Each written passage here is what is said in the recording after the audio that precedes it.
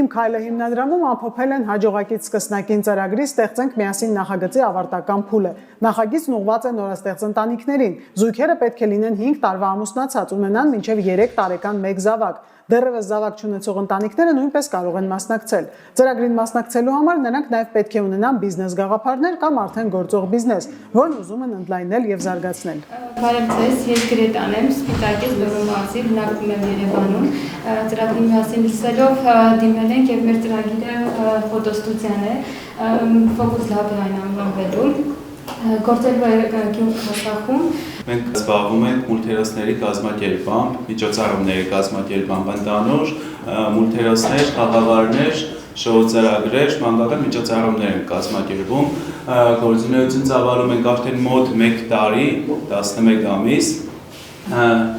Աշխատում ենք Գյումրիում հիմնականում։ Այս նախագծի համար ունեինք 78 թիմորդներ, իսկ բոլոր փուլերը հաղթահարեցին 29 ընտանիքներ, այսինքն մասնակցեցան բիզնես կառավարման եւ պլանավորման դասընթացների, այսօր իրենք ունին արդեն մշակված իրենց ծրագրերը եւ ներկայացնում են հատուկ ձևավորված հանձնաժողովի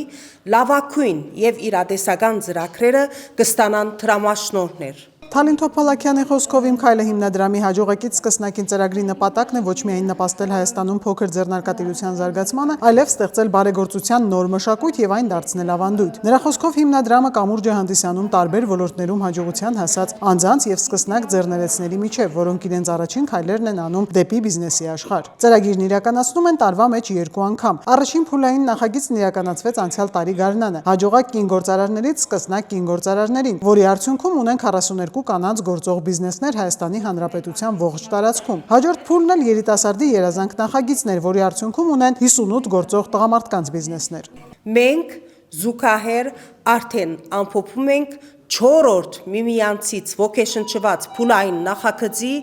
արդյունքները։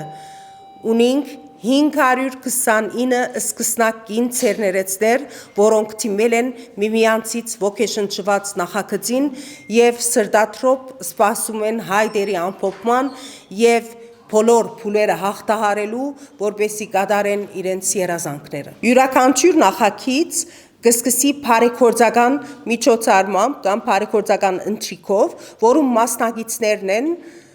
հասարակական, մշակութային, գրթական ոլորտների ակտիվ ներկայացուցիչներ, բարձրապես կայացած անձինք կմասնակցին ընթրիքին եւ այդ ընթրիքի ողջ հասույթը գուվի